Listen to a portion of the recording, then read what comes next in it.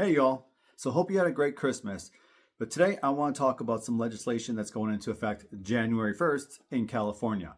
Now, in a nutshell, what it's about is declawing cats. They basically talk about in this legislation that it is inhumane.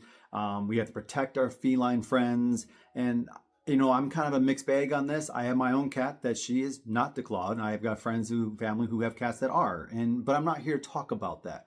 I'm more or less here to talk about the legislation that's put in because they are focusing on how we have to protect our feline friends. But our 18 and under children and teenagers, we are very much okay with having their bodies mutilated. Girls having their perfectly healthy breasts removed. Boys and girls being on testosterone and puberty blockers that stunt this thing down there and change their vocal cords and all these things that are non-reversible.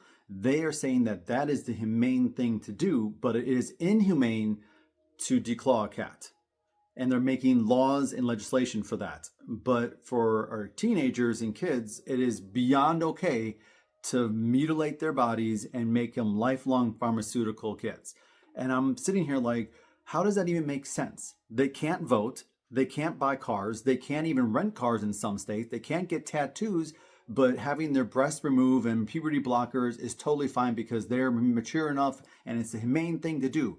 But you cannot declaw a cat because that is inhumane. It's like, make it make sense. It really frustrates me, and I'm going to make a full video about this to kind of go into more detail how we need to start pushing back on these craziness of these laws that are being passed for some things but not the other.